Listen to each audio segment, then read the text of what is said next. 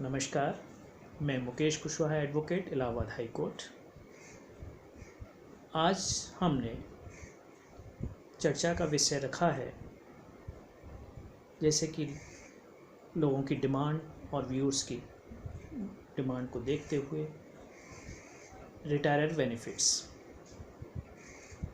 हमारे देश में central government employ, state government employ जब रिटायर होते हैं तो उनको रिटायरड बेनिफिट्स देने का प्रावधान है।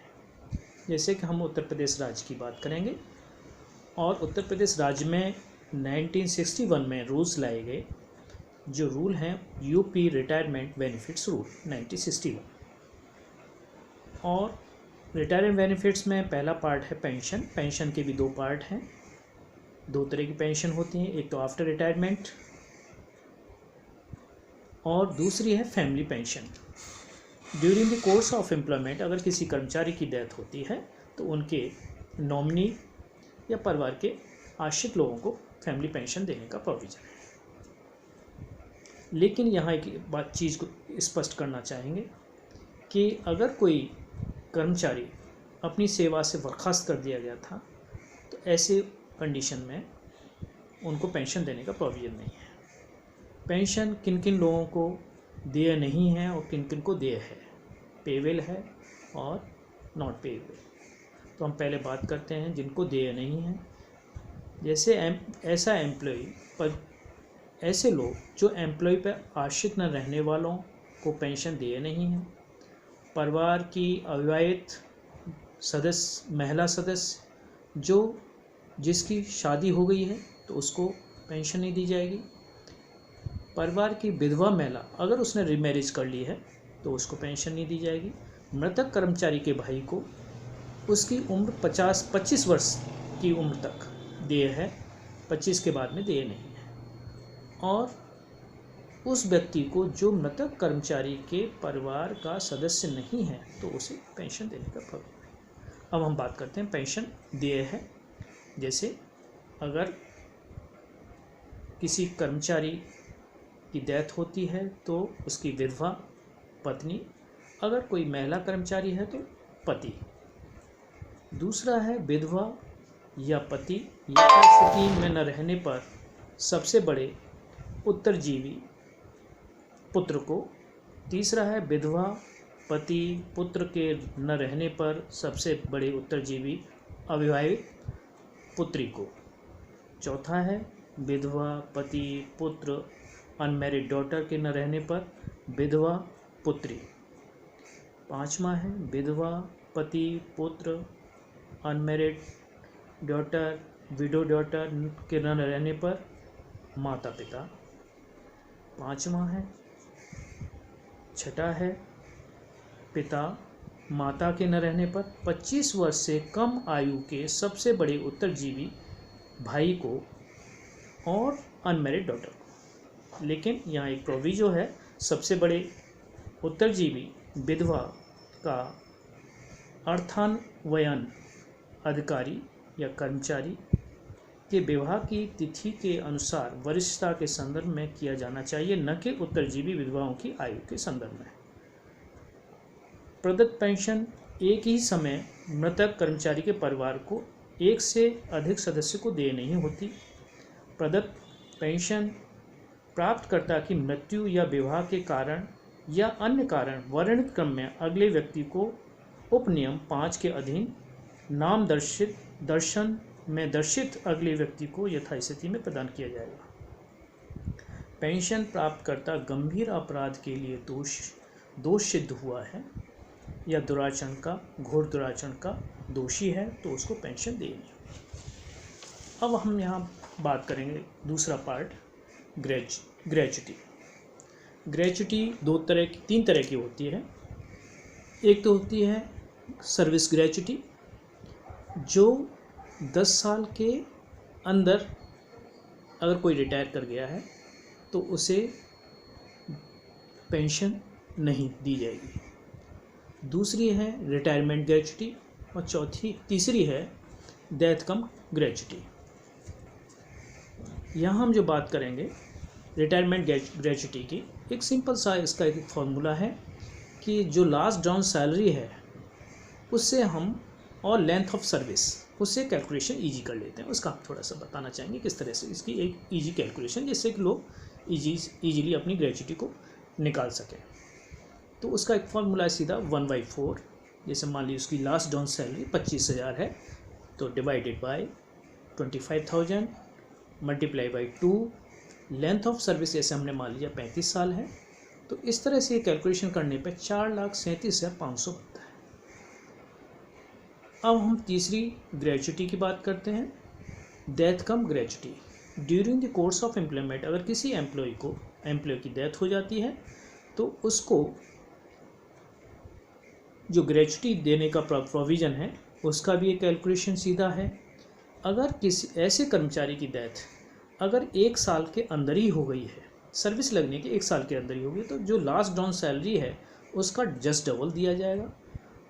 नंबर 2, उस कर्मचारी की लेंथ ऑफ सर्विस 1 से 5 साल के यानी 5 साल के अंदर ही है, 1 साल से ऊपर है, तो उसकी लास्ट जो सैलरी है उसका 6 टाइम्स 6 गुना, और 5 साल से 20 साल के बीच की अगर सर्विस है तो लास्ट डाउन सैलरी का 12 गुना, और 20 साल से ऊपर अगर किसी की सर्विस है तो उसमें एक वैसे तो 33 गुना होता है लास्ट डाउन सैलरी का, लेकिन उसमें भी एक फॉर्मूला उसमें इजी कैलकुलेशन के लिए कर दिया गया। 1/2 last down salary multiply by 2 and total length of service जितनी ईयर्स हैं, उस तरह से एक ग्रेच्युटी का एक कैलकुलेशन है। लेकिन इसमें ग्रेच्युटी का जो प्रावधान था वो पहले ये था कि मैक्सिमम 3.5 लाख तक दी जा सकती है, जो 8 दिसंबर 2008 को मैक्सिमम 10 लाख तक कर दिया गया, और फिर उसमें भी एक संशोधन किया 2018 में जिसमें उसकी लिमिट 20 लाख कर दी। अब हम यहाँ ये भी कहना चाहेंगे कि जिन मामलों में सेवानिवृत्ति के समय संबंधित कर्मचारी के खिलाफ में अनुशासनात्मक या न्यायिक कार्रवाई लंबित हो या चलाए जाने के कारण कार्रवाई अपूर्ण रहने तक ग्रेच्युटी का भुगतान नहीं किया जाता है। अब यहाँ पेमेंट की बात आती है, चाहे ग्रेच्युटी रिटायरमेंट ग्रेच्युटी है या डेथ कम ग्रेच्युटी है। ऐसी ग्रेच्युटी का पेमेंट विभाग द्वारा उनके ऑफिसेज द्वारा अगर डिले होता है तो उसमें जो प्रोविज़न है कि अगर 3 महीने से 1 साल के बीच में अगर भुगतान हुआ है तो उसमें जो टोटल ग्रेच्युटी है उसका 7% उस पर ब्याज देना होगा, और 1 साल से अगर ज़्यादा है तो उस पर 10% का प्रोविज़न है। और ऐसे कर्मचारी के नॉमिनी उनके बच्चे उसमें, क्योंकि ग्रामीण अंचल में देखने में आया है कि लोगों को विधवाएं हैं वो कम पढ़ी लिखी होती हैं या शिक्षित होती हैं, बच्चे छोटे होते हैं तो उनको तरीका नहीं पता होता, उन्हें ये भी नहीं पता ये ग्रेच्युटी मिलने का भी प्रोविज़न है या नहीं है। तो हर ऑफिस की ड्यूटी होती है कि उनको इन्फॉर्म करें और उनको सूचना दें कि आपकी डेथ कम ग्रेच्युटी, उसके प्रपत्र आप कंप्लीट करिए, आपको डेथ कम ग्रेच्युटी का भुगतान किया जाएगा। तो ऐसे हालात में हम वीडियो बनाने का मकसद ये भी है कि ऐसे ग्रामीण अंचल के लोग इस चीज़ को समझें, और अगर ग्रेच्युटी का भुगतान नहीं हुआ है तो उसके लिए जो संबंधित अधिकारी है उसको कंप्लेंट रिटन में शिकायत भेजें। अगर बाय उसमें भी देरी होती है तो माननीय उच्च न्यायालय की शरण में आ सकते हैं, और उसमें हाई कोर्ट इस तरह का ब्याज दिलाता है। अगर 3 महीने से 1 साल के अंदर डिले है तो 7%, और 1 साल से ऊपर है तो 7%। अब यहाँ पर हमने ये भी देखा अपनी वकालत में कि कुछ ऑफिसेज जैसे हम देखते हैं, जैसे DIS ऑफिस है या BSA ऑफिस है, वहाँ पर ये देखने में आया कि ऐसी ग्रेच्युटी पर ऑफिसेज ने ये आपत्तियाँ लगाई कि साहब उन्होंने एक ऑप्शन ऑप्ट नहीं किया था। जैसे कि पहले जो एज ऑफ रिटायरमेंट था वो 58 साल था, और बाद में 58 साल और 60 साल, तो उसमें कर्मचारी को रिटायरमेंट से 1 वर्ष पूर्व जो उनका सत्र है, क्योंकि ये 17 फरवरी 1999 का शासनादेश है जिसमें ये 60 साल, 58 साल और 60 साल का विकल्प परिवर्तित करने का प्रोविज़न था। तो उसमें यह है कि जो एम्प्लॉय जिस सत्र में रिटायर होना है उससे 1 वर्ष पूर्व 1 जुलाई तक उस ऑप्शन को ऑप्ट करना होता था। लेकिन जो हमने देखे कि इस तरह के केसेस में तमाम ऑफिसर ने ये आपत्ति लगाई कि साहब उनकी 51 साल की उम्र थी और अभी 9 साल रिटायरमेंट के था, लेकिन एक्सीडेंट में उनकी डेथ हो गई। तो वो ये कहते हैं कि साहब उन्होंने ऑप्ट ही नहीं किया था। उस कर्मचारी को क्या पता कि उसकी बीच में डेथ हो सकती है। और जैसे कि शासनादेश है उसमें 1 साल पहले का प्रोविज़न है। अब तो टीचर्स की जो एज है वो 60 और 62 भी कर दिया गया। जो लोग 60 पे रिटायर होंगे तो उनको ग्रेच्युटी दी जाएगी, और जो 62 पे रिटायर होंगे तो उनको ग्रेच्युटी पेबल नहीं है। तो ये इंटरमीडिएट एजुकेशन और उसमें बाद में प्रोविज़न किए गए। अब यह ग्रेच्युटी में भी जैसे कि शासनादेश हैं उसमें ये कहा गया कि ग्रेच्युटी को आप डिले नहीं कर सकते।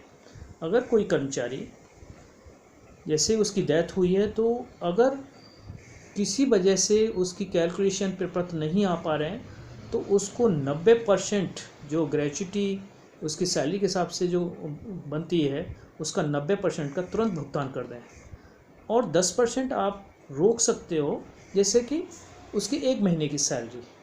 लेकिन ग्रेच्युटी के मामले में कोई ऑफिसर्स को देरी नहीं करनी चाहिए। और ये हाई कोर्ट भी ब्याज जो दिलाता है वो इसलिए दिलाता है कि वो कर्मचारी का पैसा बैंक में था और बैंक उस पर इंटरेस्ट देती है, तो आपसे इंटरेस्ट क्यों ना वसूला जाए।